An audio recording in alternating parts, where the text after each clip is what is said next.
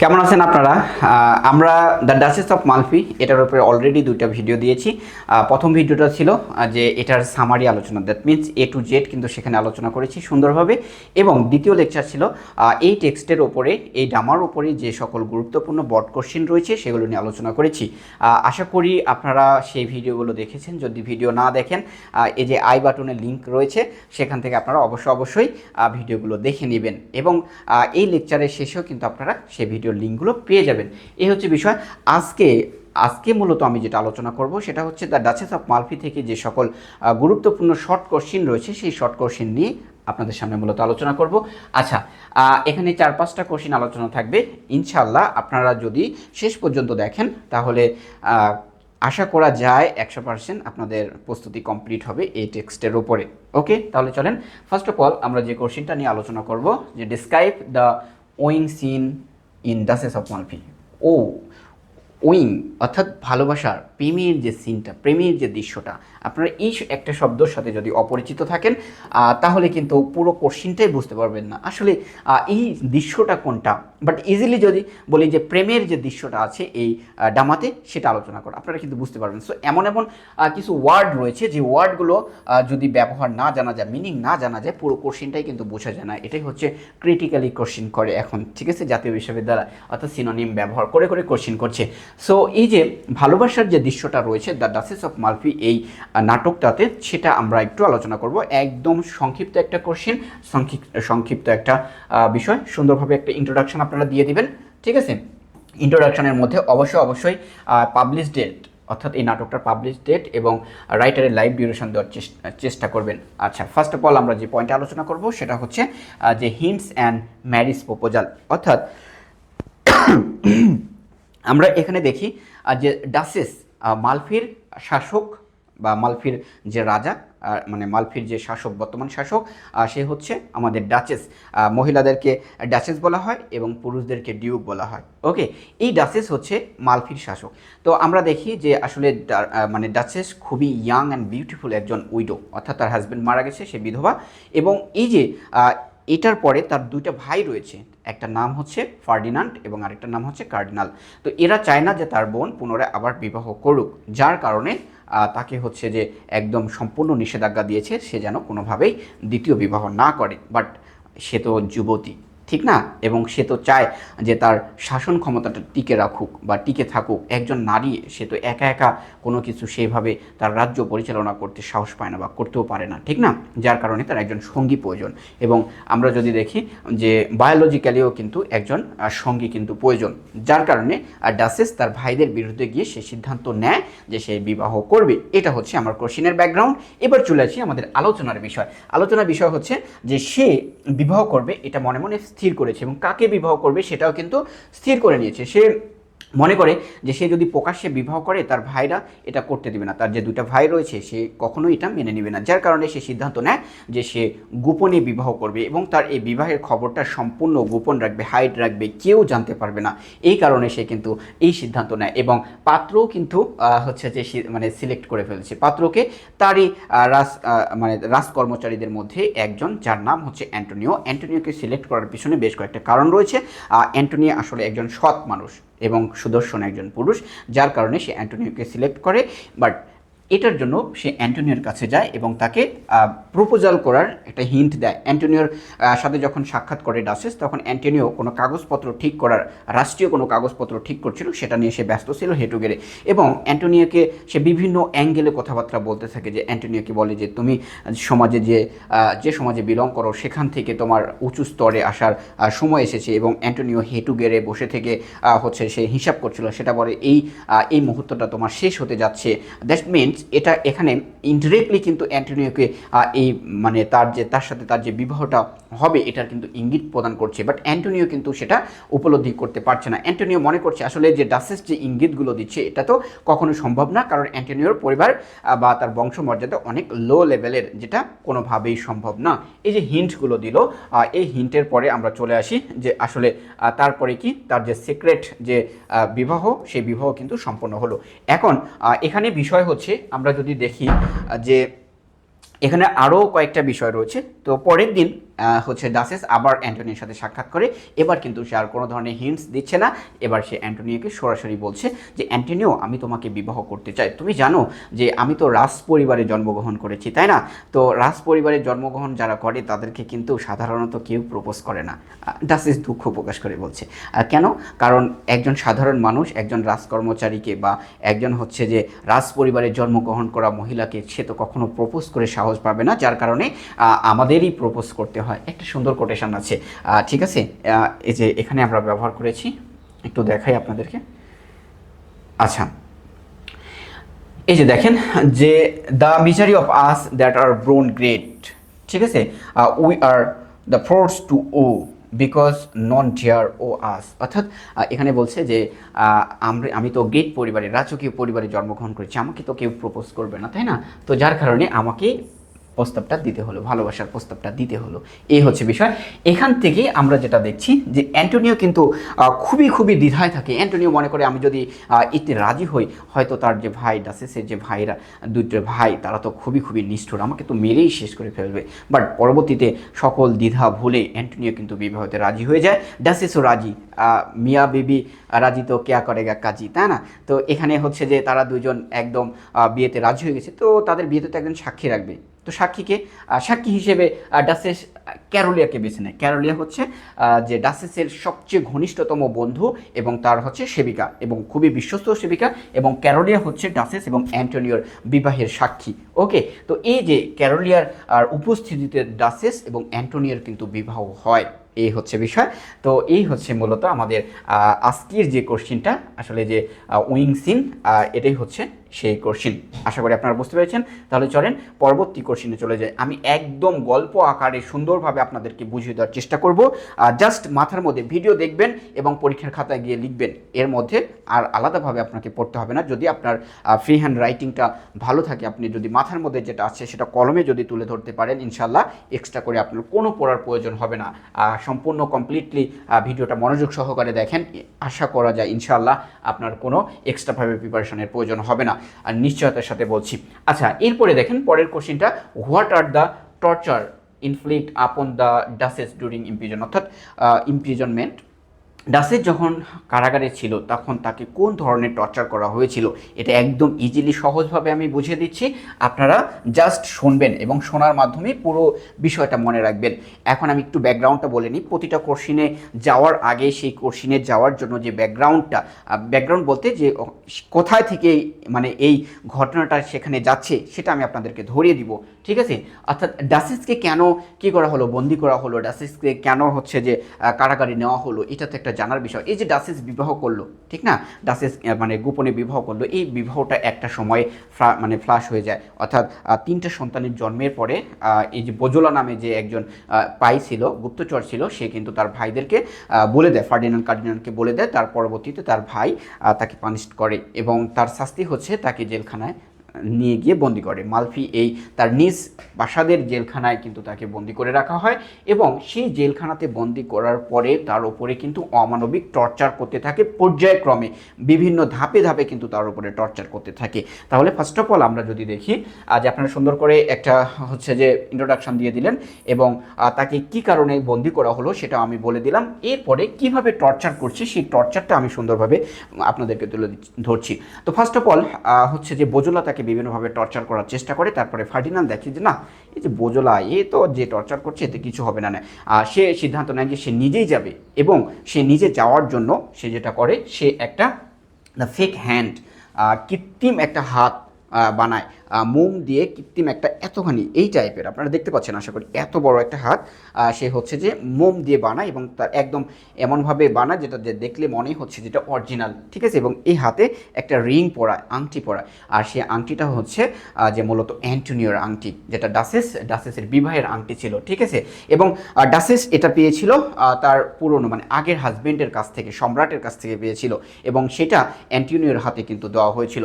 তো এই যে বিষয়টা আমরা দেখছি যে সেই হাতটা নিয়েছে, এবং এক্স ফিঙ্গার অর্থাৎ কিছু কাটা কাটা আঙ্গুল, এই এতখানি আঙ্গুল কাটা, এদেরকে এক্স ফিঙ্গার্স বলা হচ্ছে, এই কাটা আঙ্গুল কিন্তু নিয়েছিল। নেওয়ার পরে ফার্ডিনান্ড কী করলো, ডাচেসের সাথে দেখা করলো, ডাচেসের সাথে সাক্ষাৎ করার পরে মানে মোমেন্টটা দেখেন, মানে এনভায়রনমেন্টটা দেখেন, একদম পুরো অন্ধকার, একটুকু আলো নাই। এবং ডাসেস তার দুই সন্তানকে নিয়ে বসে আছে এবং সাথে ক্যারোলিয়াও কিন্তু সেখানে রয়েছে, একদম অন্ধকার। সে অন্ধকারের মধ্যে একজন ব্যক্তি, সে ফার্ডিনান্ড, সে কিন্তু সেখানে প্রবেশ করলো, প্রবেশ করে ডাসেসের হাতে সেই হাতটা এভাবে দিল, কাটা হাত। তাহলে বুঝতে পারছেন যে মানে কাটা হাত এবং আংটিটা দেখে ডাসেস কিন্তু চিনে ফেললো যে এটা অ্যান্টোনিওর হাত, এবং সে কিন্তু মানে মনে মনে একদম শকড হয়ে পড়লো এবং সে নিশ্চিত হলো, এবং তার আর হচ্ছে যে আঙ্গুলগুলো, যে কাটা কাটা যে ফিঙ্গার আঙ্গুলগুলো, সেগুলো তার হাতে দিল, তাগুলো তার ছেলের আঙ্গুল। এটা দেখে ডাসেস ধরে নিল বা সিদ্ধান্ত স্থির করলো যে অ্যান্টোনিও এবং তার সন্তানকে হত্যা করা হয়েছে। এটা দেখেন যে জীবিত ওয়াইফ তার হাজব্যান্ডের একটা মৃত হাত এনে তার হাতে দিচ্ছে, তাহলে কতটা শকড লাগতে পারে, কতটা কষ্ট পেতে পারে ডাসেস। এই কষ্ট কিন্তু এখান থেকে আমরা দেখলাম, অর্থাৎ এইভাবে কিন্তু টর্চার শুরু করেছে। ঠিক আছে, আচ্ছা, এরপরে আমরা আরও দেখি হচ্ছে যে কি করে এখানে ডাসেসকে এইভাবে যে অত্যাচার করছি, এই অত্যাচার করেই কিন্তু ফার্ডিনান্ড কোনোভাবেই ক্লান্ত হয়নি বা শান্ত হয়নি।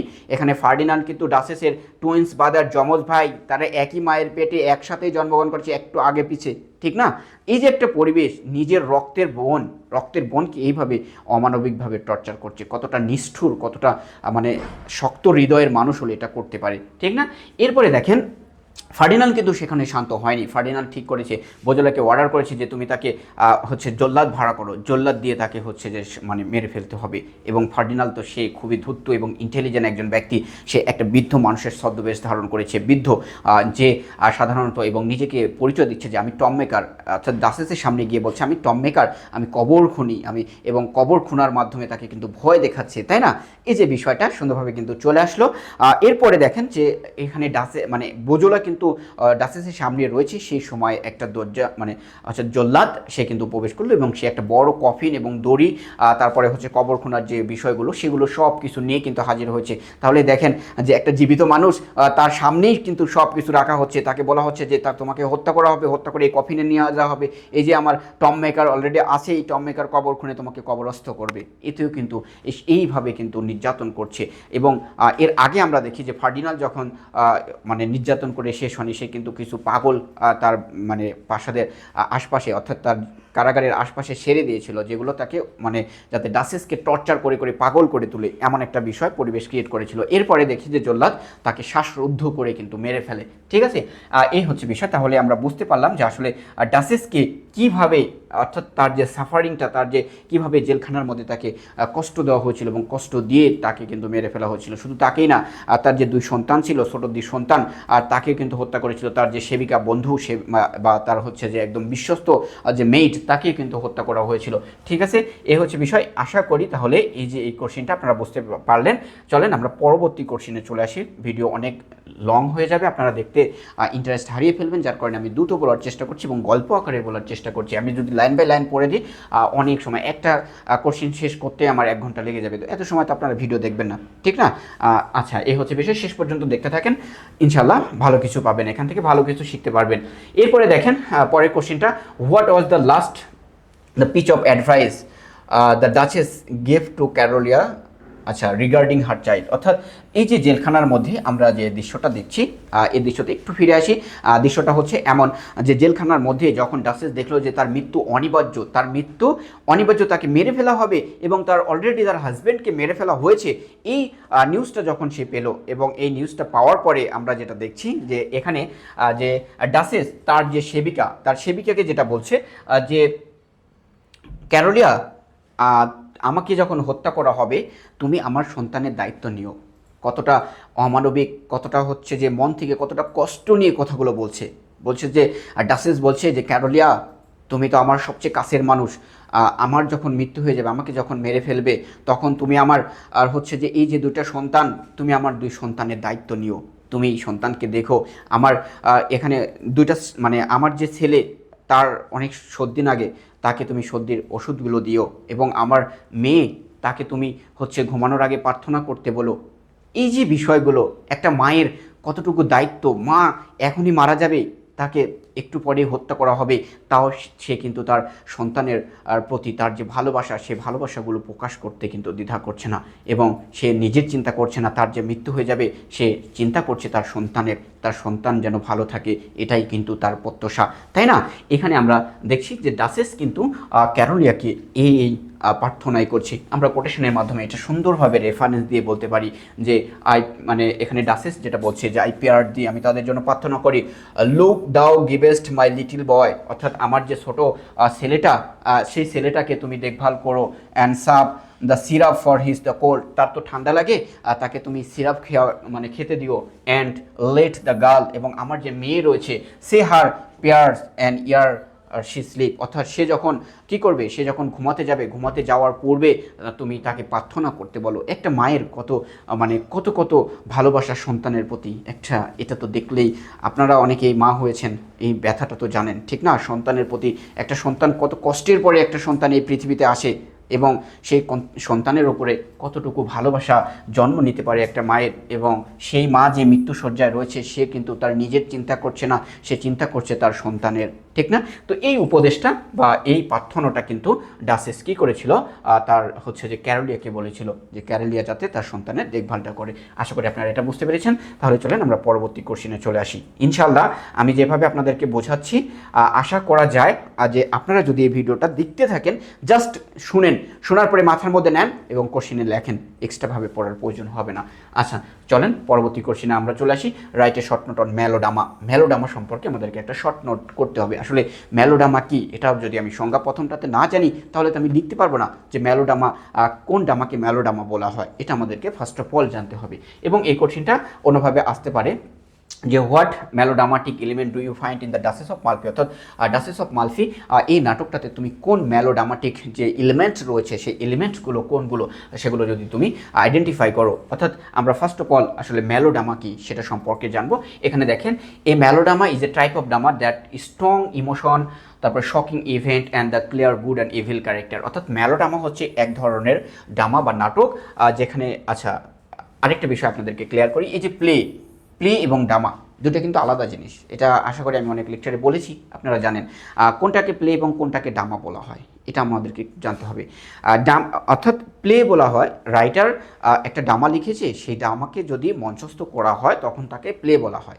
আবার রাইটার ড্রামা লিখেছে, সেই ড্রামাকে মানে কী করা হয়নি, মঞ্চস্থ করা হয়নি, সেটা হচ্ছে ড্রামা, ঠিক আছে? এই হচ্ছে বিষয়, মানে একটা ড্রামা তাকে যদি মঞ্চস্থ করা হয় তাহলে সেটা ড্রামা, এবং প্লে সেটাকে আমরা দুটোই বলতে পারি। বাট একটা ড্রামা শুধু লিখেছে, মঞ্চস্থ করা হয়নি বা মঞ্চস্থ করে দেখানো হয়নি, সেটাকে আমরা প্লে বলতে পারবো না, সেটাকে ড্রামা বলবো। ডাচেস অফ মালফি এটাকে আমরা প্লেও বলতে পারছি, ঠিক আছে? তো এটা হচ্ছে এমন এক ধরনের ড্রামা বা play that has the strong emotion, যেখানে একটা ইমোশন রয়েছে, তারপরে কি রয়েছে, শকিং ইভেন্ট, একদম শকড হওয়ারও কিন্তু ইভেন্ট রয়েছে, এবং clear good and evil character, সবগুলো রয়েছে। সো এই সকল ফিচার্স যখন কোনো ড্রামার মধ্যে আমরা খুঁজে পাবো, তখন তাকে আমরা মেলোড্রামা বলবো। তাহলে চলেন ডাচেস অফ মালফির সাথে মিলাই।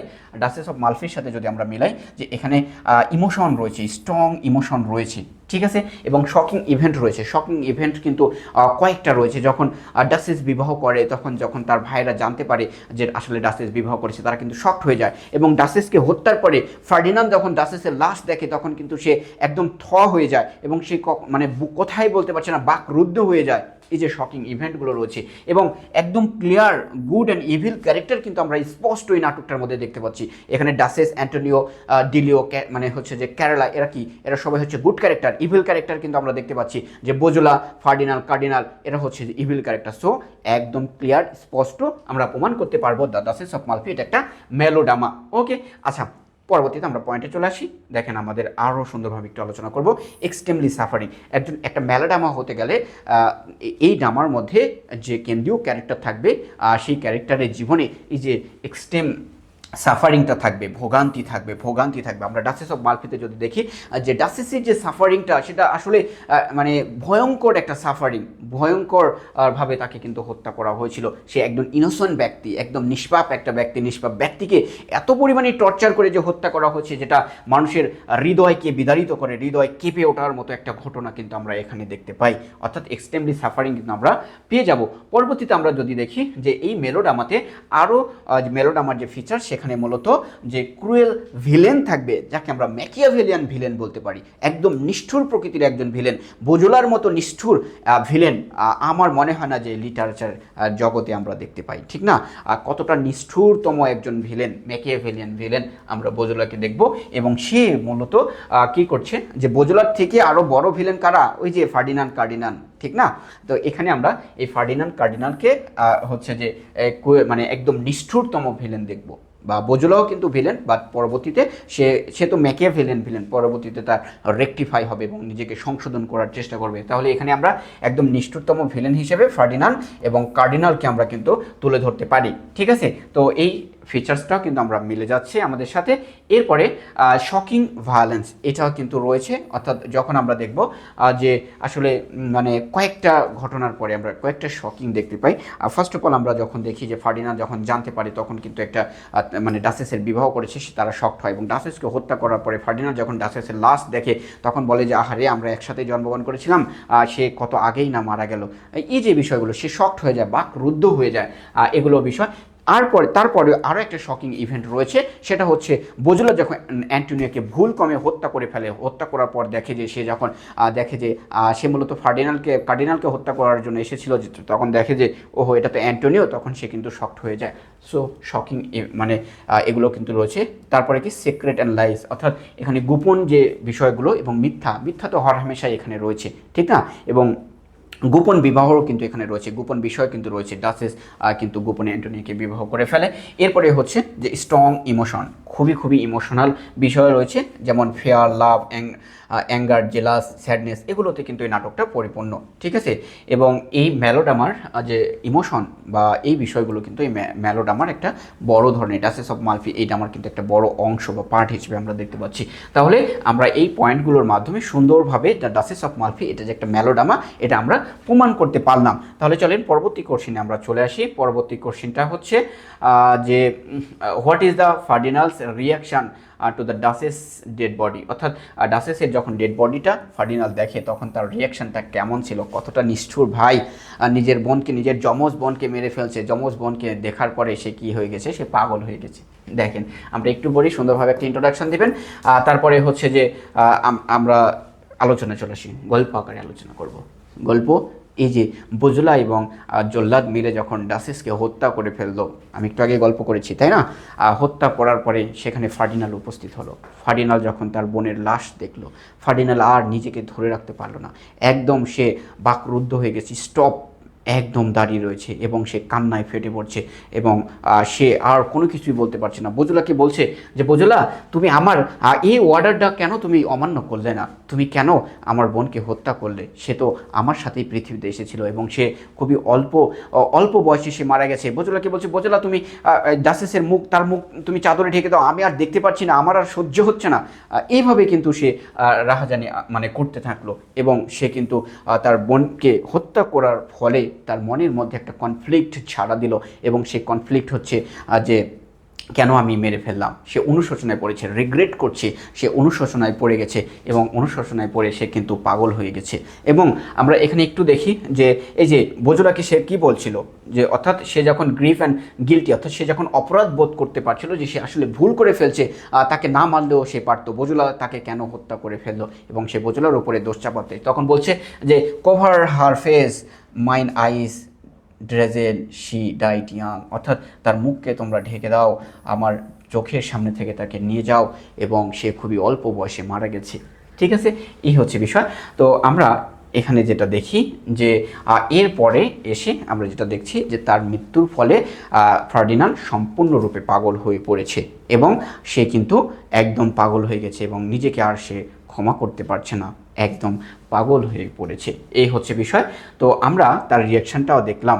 ওকে, আচ্ছা চলেন পরবর্তী কোশ্চেন যদি থাকে আমরা একটু দেখে আসি যে পরবর্তী কোশ্চেনটা, আরেকটা কোশ্চেন রয়েছে। এই কোশ্চেন অর্থাৎ এই কোশ্চেনের মাধ্যমে আমরা আজকের লেকচারটা শেষ করব। কোশ্চেনটা হচ্ছে write a short note on আচ্ছা ডেকাডেন্ট প্লে, অর্থাৎ ডেকাডেন্ট প্লের ওপরে আমাদেরকে একটা শর্ট নোট করতে হবে। অর্থাৎ এই যে আমরা যদি একটু দেখি যে আচ্ছা এই কোশ্চেনটা আর পড়াতে চাচ্ছে না, আপনারা একটু পড়ে নিন কারণ আপনাদেরও তো পড়তে হবে তাই না? আচ্ছা ভিডিও অনেক বড় হয়ে যাচ্ছে, যার কারণে এটা আর কন্টিনিউ করতে চাচ্ছি না। তো এই যে ডাচেস অফ মালফির ওপরে আমাদের কমপ্লিট ডিসকাশন কিন্তু হয়ে গেল। আমরা হচ্ছে যে টেক্সট নিয়ে আলোচনা করেছি, দ্যাট মিনস সামারি ডিটেলসে আলোচনা করেছি, সুন্দরভাবে আপনাদেরকে বুঝিয়েছি, বড কোশ্চেন নিয়ে আলোচনা করেছি, শর্ট কোশ্চেন নিয়ে আলোচনা করলাম। আশা করি আমরা প্রতিটা টেক্সট এভাবে আপনাদের সামনে তুলে ধরতে পারবো। আপনাদের কাজ, আপনাদের নৈতিক দায়িত্ব হচ্ছে আমাদের ভিডিওগুলোকে শেয়ার করা এবং আমাদের চ্যানেল, আমাদের ফেসবুক পেজকে ফলো এবং সাবস্ক্রাইব করে আমাদের পাশে থাকা। ভালো থাকবেন, আল্লাহ হাফেজ।